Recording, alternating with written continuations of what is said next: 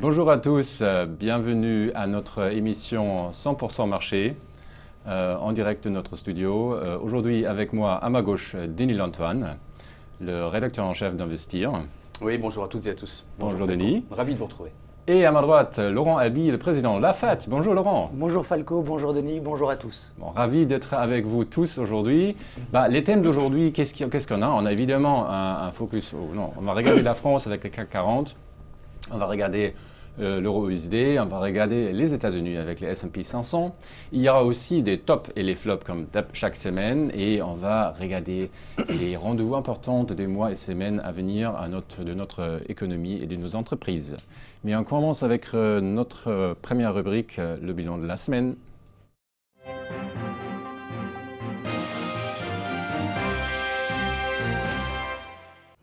Alors Denis, un nouveau président, un nouveau Premier ministre, une nouvelle Europe bientôt. Qu'est-ce qui fait le CAC 40 ? Oui, monsieur le président de 100% marché. En tout cas, ce que je voulais dire, c'est qu'effectivement, on a eu en fait une réaction de marché qui n'était pas très étonnante la semaine dernière. Une petite baisse de 0,5% donc du CAC 40 en l'espace d'une semaine. Sur le fait accompli, on va dire, simplement après la victoire, donc sans grande surprise d'Emmanuel Macron à la présidence française. Depuis sa qualification pour le second tour face à Marine Le Pen, on savait qu'il était le favori dans cette course, d'autant que la candidate frontiste, on peut bien le dire, a complètement loupé quand même cette chance qui était le débat entre deux tours face à Emmanuel Macron. Donc du coup, ça a facilité les choses. Le résultat, c'est du 66,34. Vous avez dû en parler naturellement la semaine dernière dans la précédente émission.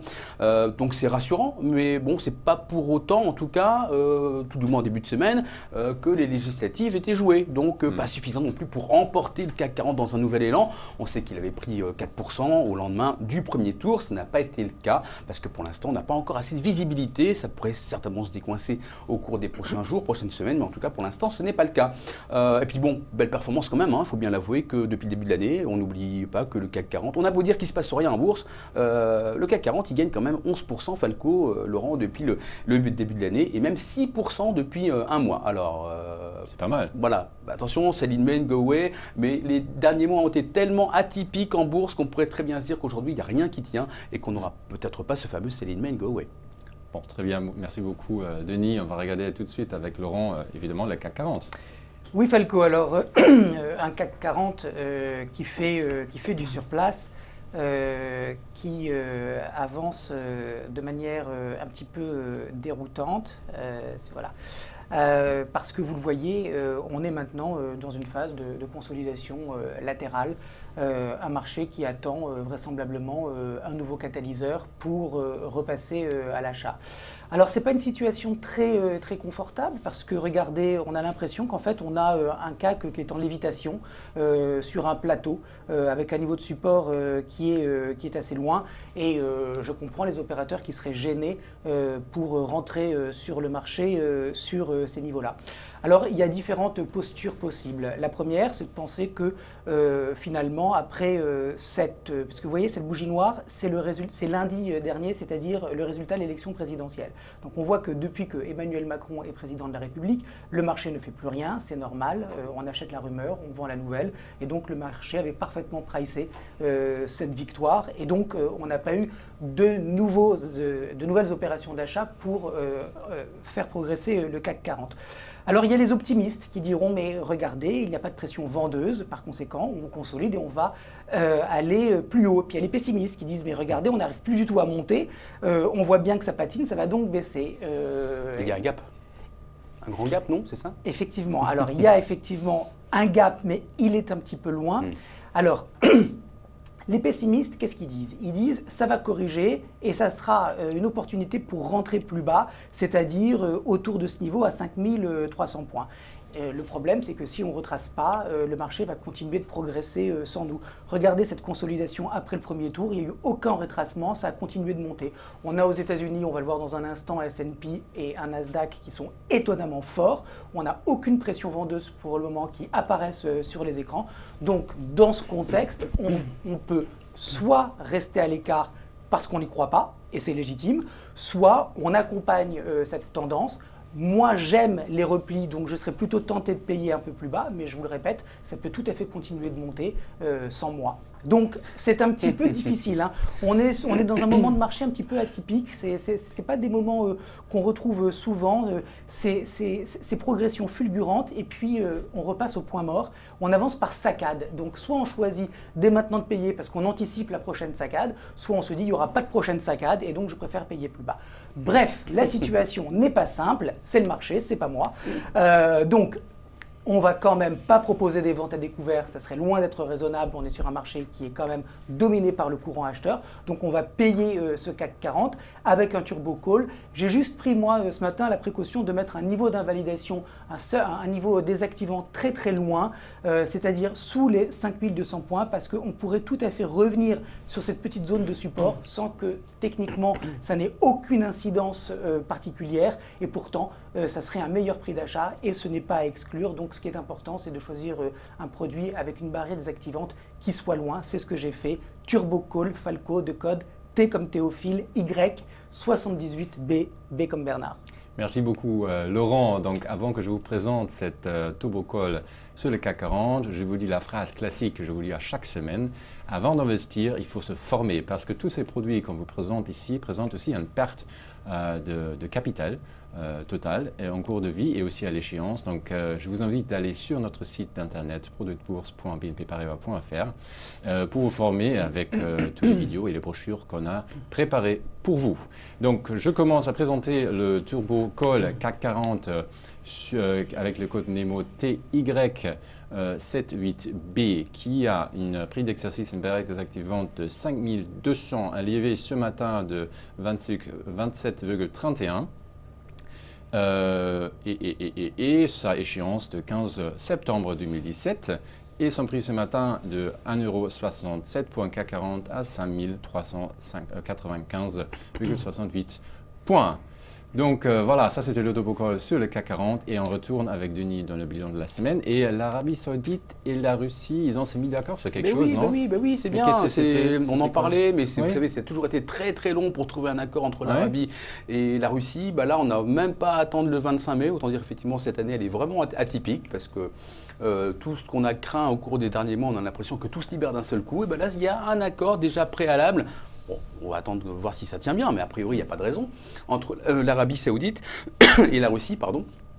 Un accord en tout cas qui est intervenu donc dimanche et en vue effectivement de poursuivre en tout cas cette réduction de la production, stabilisation de la production en tout cas entre ces deux grands pays producteurs de pétrole.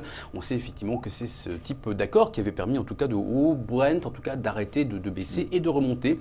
Là aussi donc du coup on a vu, souvenez-vous il y a une quinzaine de jours on s'était inquiété de voir donc le Brent tourner autour des $50, tomber sous les $50 même assez rapidement. On a connu une chute de 8% du pétrole entre une nuit et un début de matinée, en tout cas entre, on va dire, un gros 24 heures. Et là, effectivement, avec cet accord, c'est qui date de ce week-end, on est repassé au-dessus des $52. On sait que ce seuil des 50, en tout cas, est très important pour le Brent, même peut-être celui des 45, peut-être pour le WTI. Je ne sais pas, c'est Laurent qui est le grand spécialiste, mais en tout cas, effectivement, il y a des niveaux de sensibilité qui fait que donc le pétrole devient tantôt un soutien pour les marchés, tantôt une crainte, une inquiétude pour les opérateurs. Donc là, effectivement, c'est peut-être ce qui milite en tout cas pour le fait que le CAC 40 et que les indices ne baissent pas.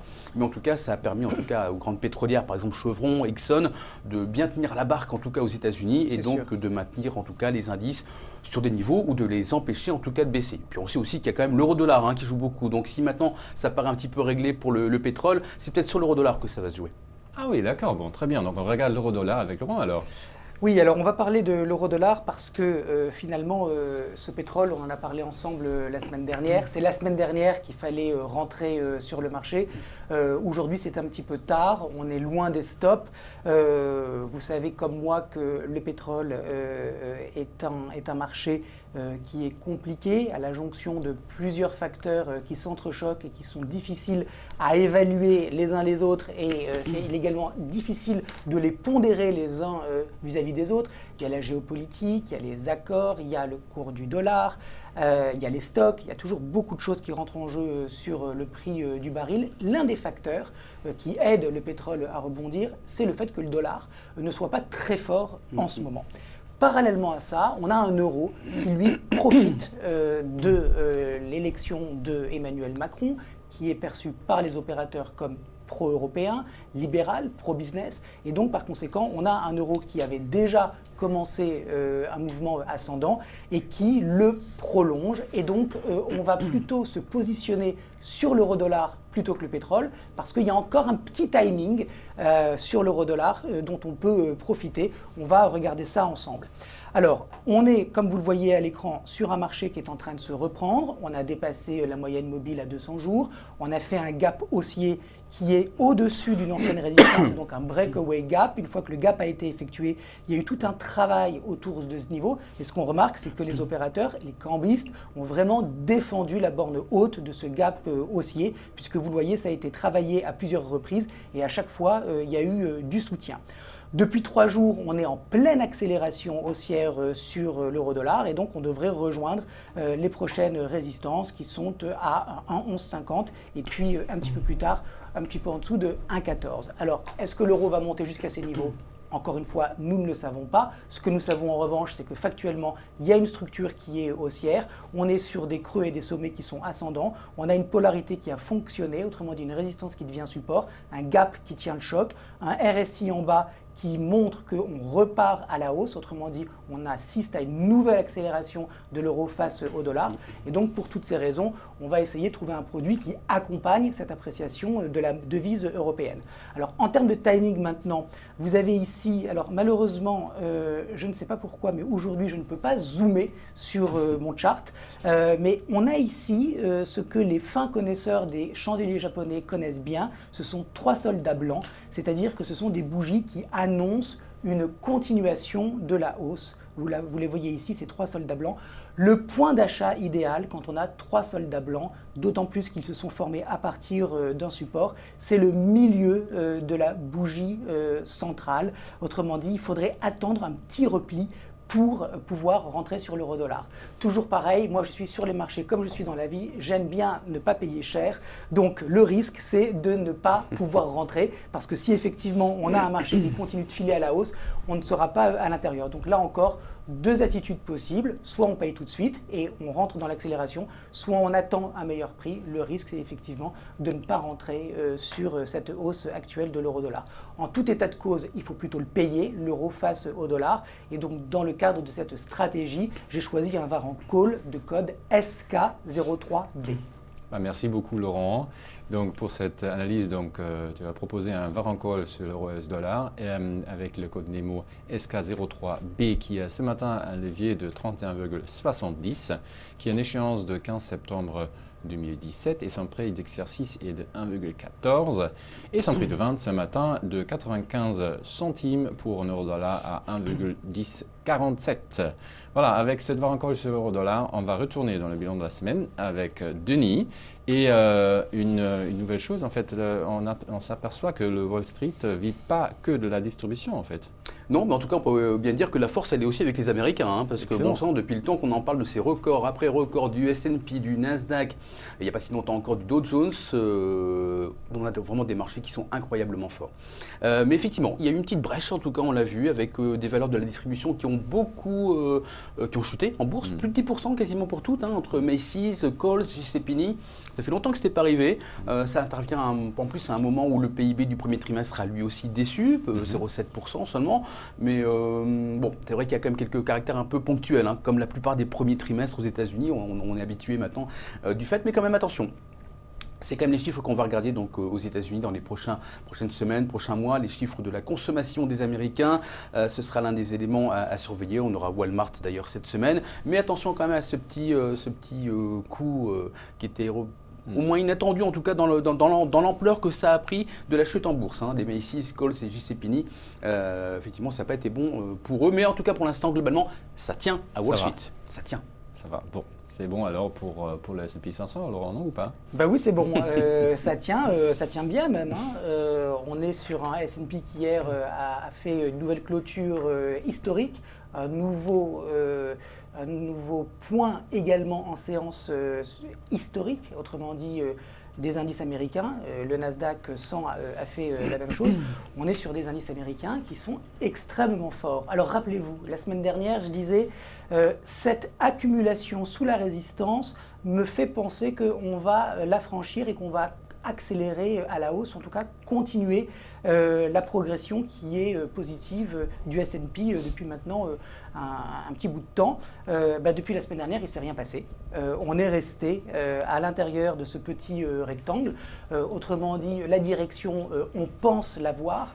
Le timing et l'itinéraire, c'est beaucoup plus compliqué puisque finalement, depuis 5 séances, le S&P n'a pas dépassé. Sauf que hier soir, il a fait une première tentative de dépassement, ce qui conforte cette lecture en accumulation sous une résistance. Je vous disais qu'effectivement, quand on voit un marché qui, sur un niveau de vente, est soutenu par les opérateurs, ça veut dire qu'ils payent le marché. Pourquoi ? Parce qu'ils anticipent le franchissement de la résistance. Autrement dit, c'est potentiellement boule. Ceci dit, c'est toujours potentiellement tant qu'on n'a pas une clôture avérée au-dessus du niveau. Alors, il n'y a pas beaucoup de catalyseurs.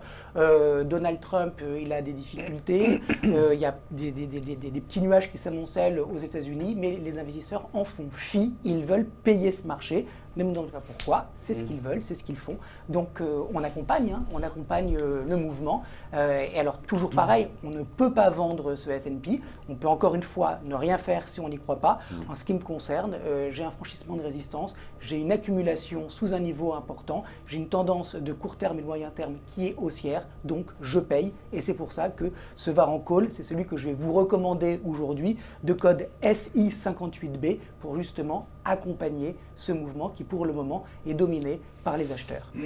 Merci Laurent pour ton analyse. Donc c'est un Varan Call sur le S&P 500 avec le code Nemo SI58B qui a ce matin un levier de 18,95, échéance encore de 15 septembre 2017, son prix d'exercice à 2450 points et son prix de vente ce matin de 39 centimes pour un S&P à 2397,94. Et avec cette Varan Call sur le S&P 500, on a fini notre première rubrique, le bilan de la semaine, et on se tourne vers notre prochaine rubrique, le top et les flops.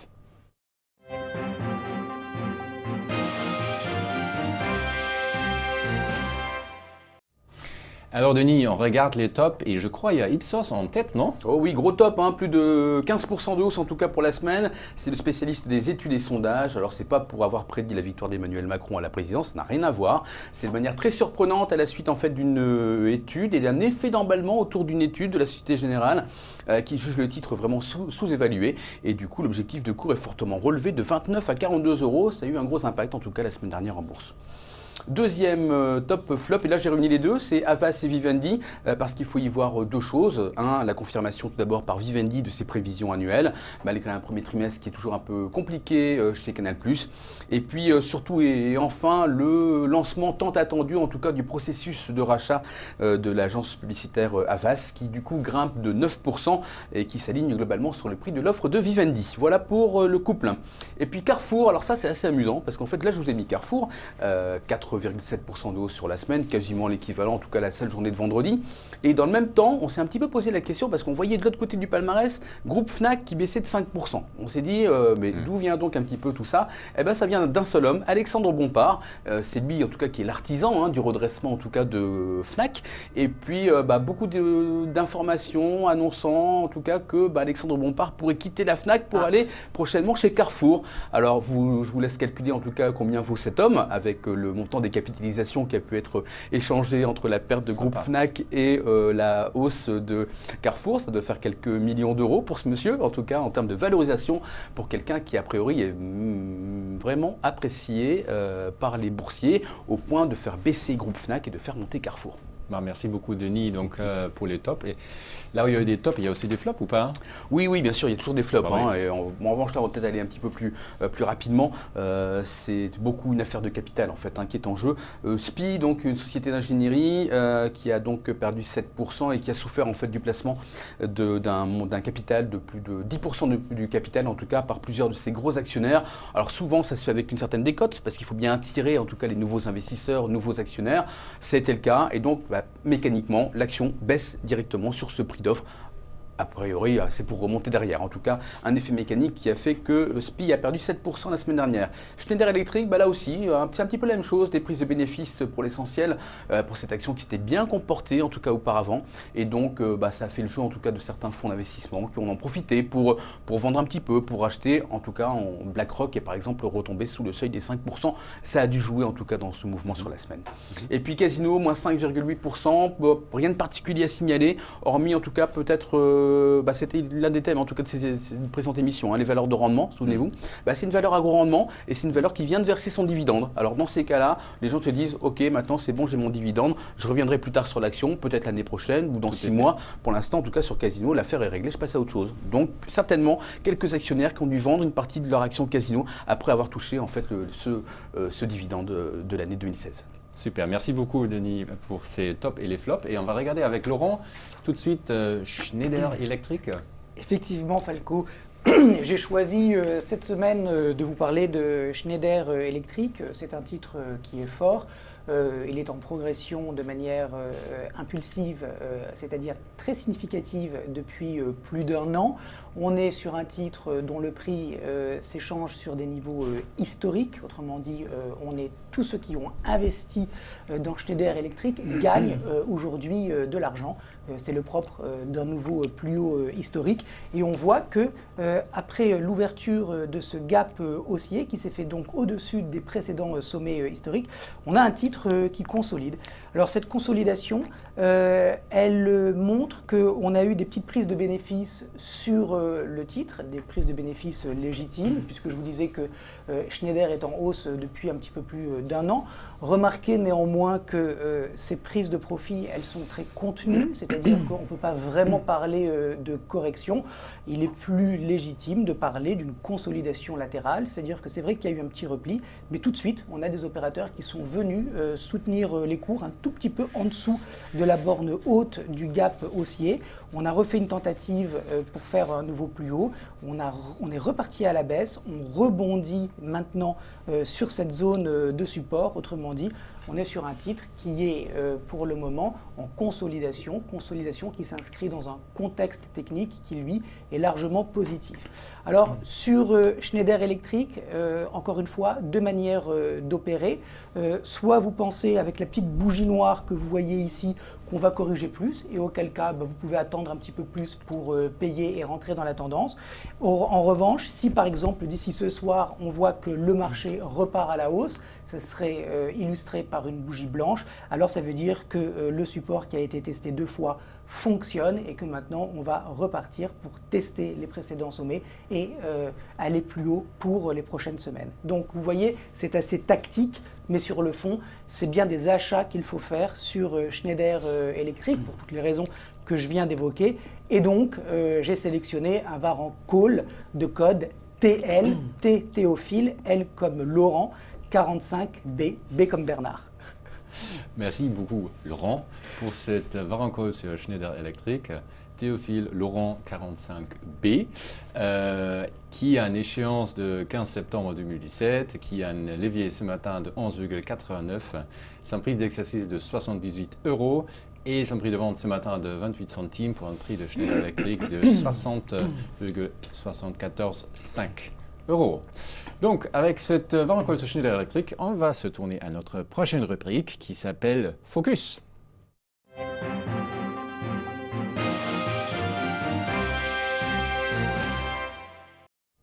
Alors Denis, on fait un focus sur les valorisations ? Oui, avec une question assez métaphysique, donc on va rentrer vraiment dans le dur du sujet. C'est simplement pour dire en tout cas que ce sont des questions qu'on nous pose assez régulièrement, donc c'est pas parce qu'on en parle aujourd'hui qu'on se pose la question. Donc c'est pas parce qu'on a un CAC 40 qui était à 5400 points qu'il faut se poser la question, est-ce que j'achète aujourd'hui des valeurs chères ou des valeurs pas chères? C'est de manière générale comment on doit gérer ce type de valeurs. Donc effectivement, avec la question de la valorisation. Est-ce qu'il faut acheter les valeurs chères ou plutôt les valeurs pas chères? Est-ce qu'il faut avoir peur des valeurs chères ou est-ce qu'il faut plutôt acheter toujours des valeurs pas chères? J'espère que je me suis bien fait comprendre.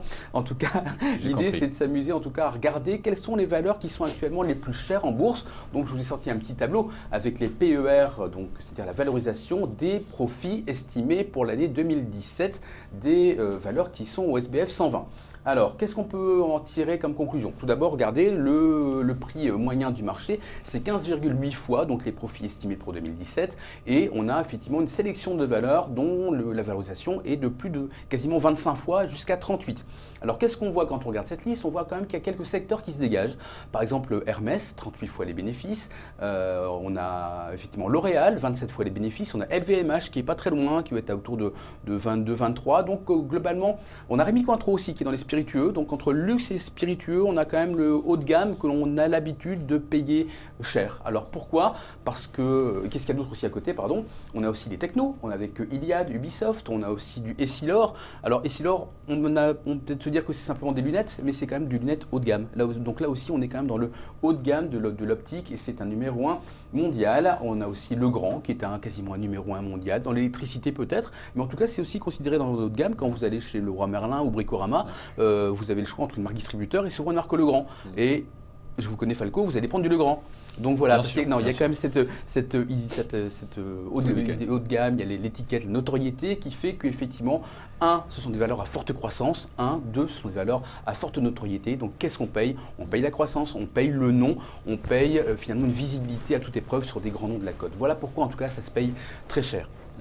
Alors, est-ce qu'il faut continuer à en acheter? Ça effectivement c'est toujours un peu le souci.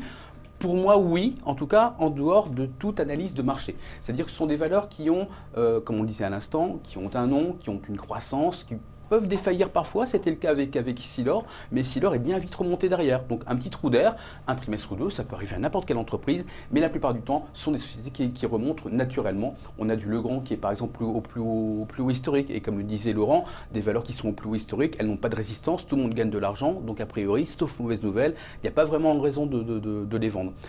Le seul risque avec ces valeurs dont les valorisations est élevée, c'est un risque de marché. Effectivement, si on commence en tout cas à prendre des bénéfices sur le marché, à prendre des bénéfices en cas de mauvaise nouvelle, ou tout simplement parce que le marché est actuellement trop cher, c'est peut-être vers ces valeurs en tout cas que les actionnaires et opérateurs vont se tourner pour prendre des bénéfices. Donc c'est plus un risque de marché, ce ne sont pas des risques d'entreprise. D'accord. Et les autres?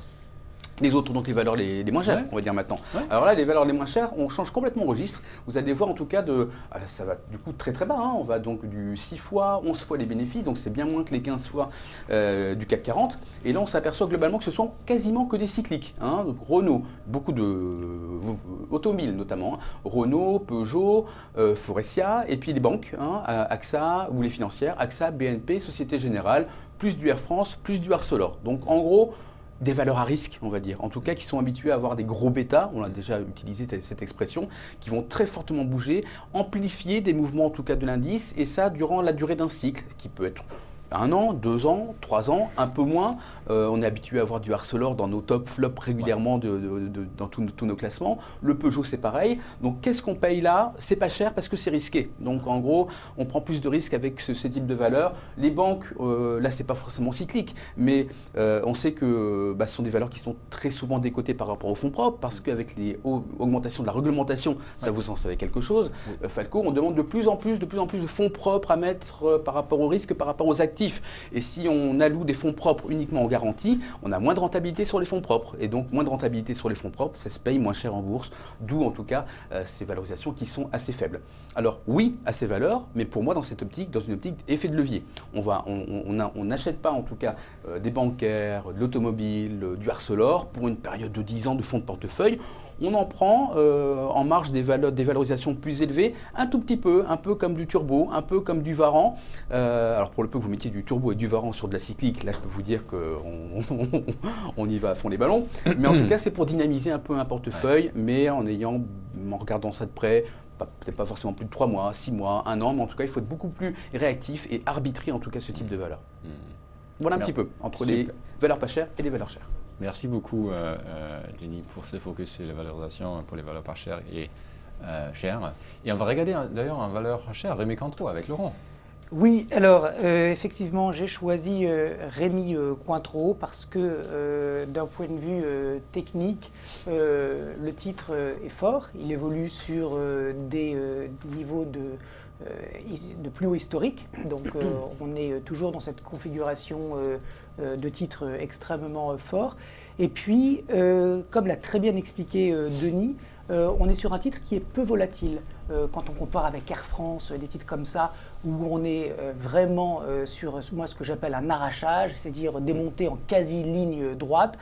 C'est très difficile de trouver des niveaux de stop, d'invalidation, alors que sur Rémi Cointreau, on bénéficie à la fois d'un consensus qui est haussier sur le marché, d'une belle structure technique, par ailleurs d'un titre donc, qui s'échange sur des nouveaux plus hauts, donc qui est évidemment très fort.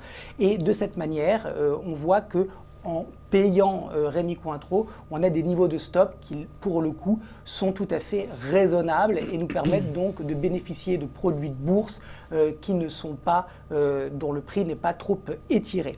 Voilà, donc Rémi Cointreau, c'est très joli techniquement, c'est très bien construit. On voit que les précédents sommets servent de support quand ils sont testés par le haut, ça progresse, ça revient, toutes les polarités fonctionnent et la dernière en date, vous le voyez, on a fait un nouveau sommet, on a fait un repli, on s'est arrêté sur ce précédent sommet, on repart tranquillement à la hausse. Donc Rémi Cointreau qui, à mon sens, présente une belle opportunité de rentrer donc, sur un trend qui est puissant et qui, pour le moment en tout cas, ne donne pas de signe, ni de retournement, ni de consolidation latérale. Donc on devrait bénéficier dans les prochaines semaines de la continuation de l'appréciation que vous avez actuellement à l'écran.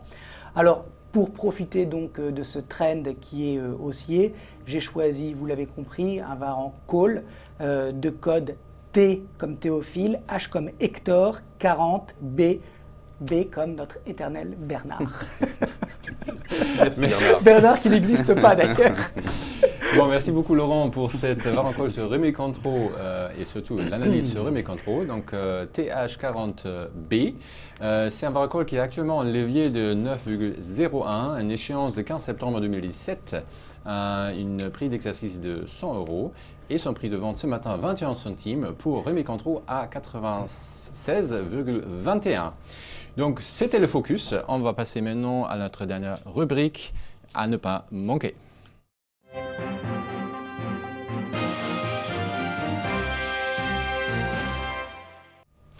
Bon, on va faire avec Denis un zoom sur la zone euro et les États-Unis. Oui, ça va être assez rapide en tout cas. Oui.